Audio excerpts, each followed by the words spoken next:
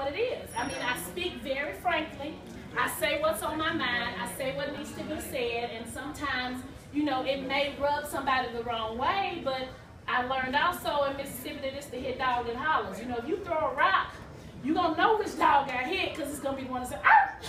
And if you've ever been in church and your minister has been talking about something, and then you're like, oh my God, did my sister tell him my business? You know, why? How does he know all my business? Because you feel like he is all in your house discussing your business because of the stuff that he's talking about in his sermon, and it hits you so hard. And so you end up being that hit dog hollering about what's being said in church.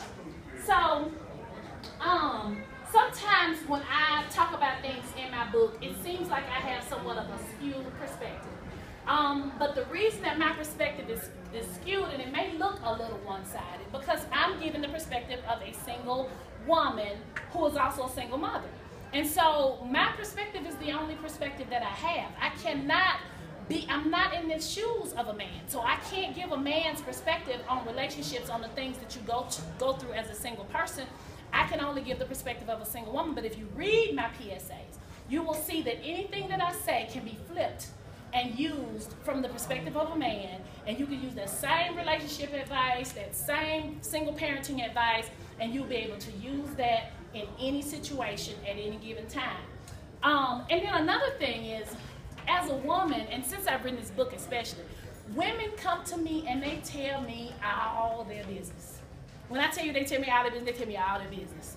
Men just don't do that. You know, they see that as being weak. That's why you have a lot of men, you know, we talk about men, black men who have mental health issues that they will not deal with because they refuse to go and talk to someone about it. The only time a man will come and talk to me about the things that are going on in his life is if he's coming to talk to me and asking me to be his lawyer. And he has to tell me why he needs me to be his lawyer, how much of his stuff she took, and all of that stuff. That's the only time I can get a man to really open up to me and tell me all of his business. And so that's why my perspective has a tendency to be skewed sometimes, because that's where it's coming from. It's coming from the perspective of women, and a woman who listens to women very often and what they tell me about what they're going through with their husbands, what they're going through with their boyfriends, what they're going through with their children's fathers, their baby daddy. I mean, that's what I hear. Those are the things that I hear. And so when I talk about my PSAs for men, you know, sometimes men think that I'm being a little bit hard on them. But, you know, it's not that I'm being hard on them, it's just that I am the recipient of any bad behavior. I'm a woman. So women are the recipients of any bad behavior that comes from a man. So if you are a man, then you're going to be hit a little harder by something that I say and think that I'm picking on men when I'm absolutely not picking on men. I just want men to understand these are the things that women go through. This is why we go through these things, and we're asking you to stop doing that. And we're asking you to make the environment around you a little more conducive to the needs of a woman. That's what we're asking for. So now we have a lot more successful women now than we had in the past. You know, back in the day, they would have, will you ask them, please keep it down there, please. Will you ask them? Can you ask them? We have a lot more successful women now than we had in the past, because back in the day, women would just do what they needed to do. They would support their husband. They wouldn't work outside the home. They worked in the home. We had the Leave It to Beaver moms. We didn't have the moms that we have now that work 2 and 3 jobs, but it's like women have gotten to a point where we have to fend for ourselves to a certain extent. We have to make it happen for ourselves and our children. So women are going back to school, we're getting education. And the problem with that is, and the problem where it butts heads with submission, is the fact that these women become what men like to call independent. And so these women who are now independent get labeled as being really, really mean. We get labeled as being man-eaters. We get labeled as being somebody who wants to take care of a man, who wants to cake a man, who wants to feed a man so he can lay around and play video games while I go to work. No, sir, it's not going down like that. And I mean, but we get misconstrued. The understanding just becomes that this woman now has all the power, because men have had a tendency in the past to associate money with power. And so when a woman has her own money, she has her own career, it makes some men feel powerless. If you ever noticed how men who were millionaires, they will kill themselves if something happens, the stock market crashes and they lose all their money, they go and jump off the nearest building or put a bullet in their mouth because they cannot handle the fact that now all my power is gone. I'm just a regular Joe. And so it's like, who can I be to her if I don't have the power that money brings to this relationship? How can she respect me? The way that she respects you is because she respects God, and she understands if your woman is in submission to God, then she will not have any trouble being in submission to the husband who is the head of her household. So it's just like you got to choose more carefully, guys. I mean, that's just the bottom line, Harper. You got to choose more carefully when you choose a woman. If you get a woman who's not being led by God, she will have an issue following you. She will have a problem following you. But men, I'm telling you, I think men, you get caught up in these situations where, like, I think about the Garden of Eden. And I mean, men have been dropping the ball on the leadership since the Garden of Eden, in my opinion. And it's like when Eve brought that apple to Adam, and she said, he's like, where you get the apple from? I got it from that tree over there the Lord told us not to eat from. Now, what he was like, and he ate the apple, and she ate the apple. But what he should have said was, where did you get that apple from? And she said, well, I got it from that tree over there. Well, the Lord said we can't eat from that tree. You gonna take that apple back. You're not eating that apple, and I'm not eating it either. Go put it back. And so he was supposed to do what I like to say that James Evans was so good at doing on Good Time. Lead, love, protect, and provide. He was supposed to lead her enough, love her enough to lead her away from that iniquity, which was eating that apple on that tree. That was the iniquity. To protect her from God's wrath, because God wouldn't have had anything to be mad about if she wouldn't have ate that apple. And then he was supposed to provide her sustenance so that she wouldn't have to seek sustenance outside of God's provision.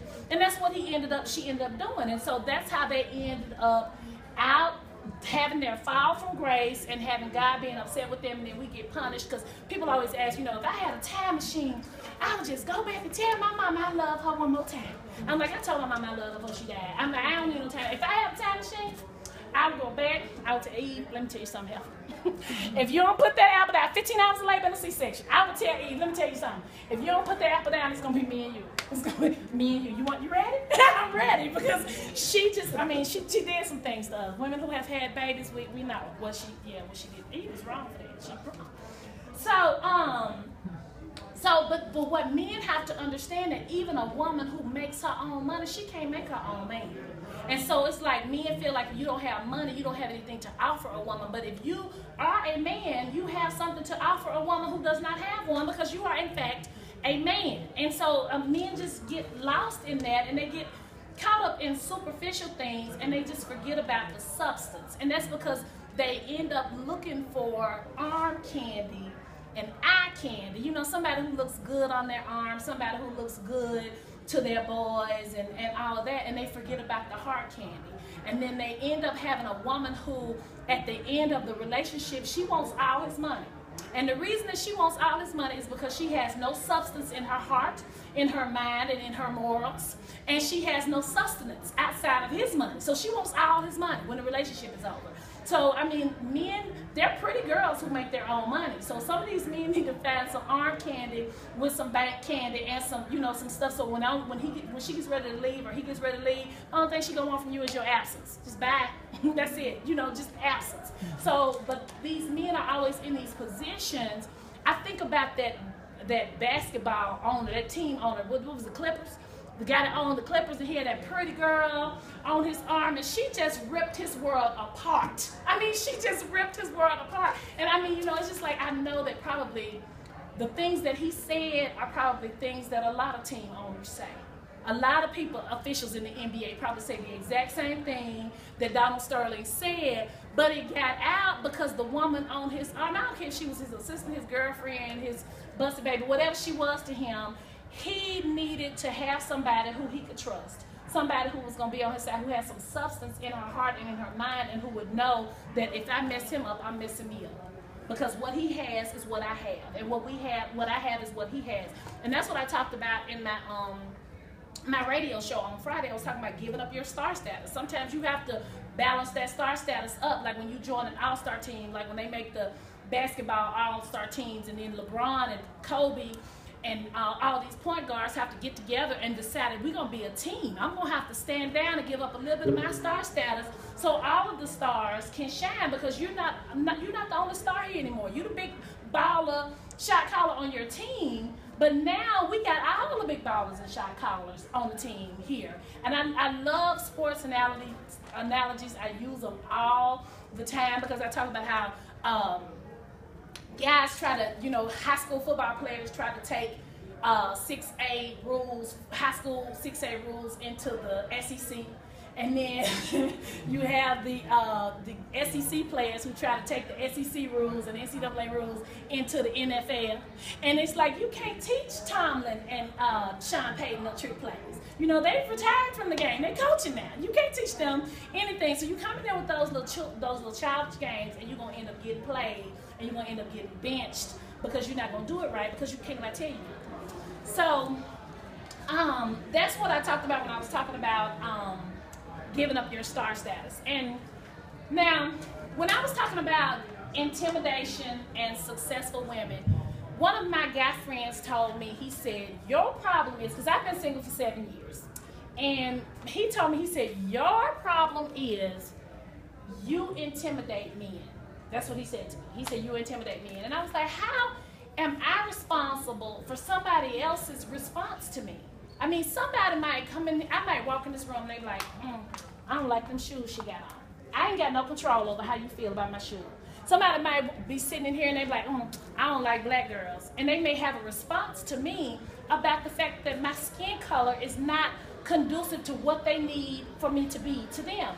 I can't try to be who people need me to be. So if somebody is intimidated by my presence, what control do I have over that? I just don't have any control of that. And so I don't really get caught up in that. It frustrates me sometimes, but, one of the things that I talk about in my book is that I want a man who is led by God. And God does not give us the spirit of fear. So if the man is scared of me, then he is not a man of God. He's not walking in God's authority, so he's not my man. So be intimidated and get on, go on. I ain't got time. I can't deal with it. So when you think about submission, women, sometimes we get to a point where women will say, I don't need a man. And I blame women for that, but I also blame men for that.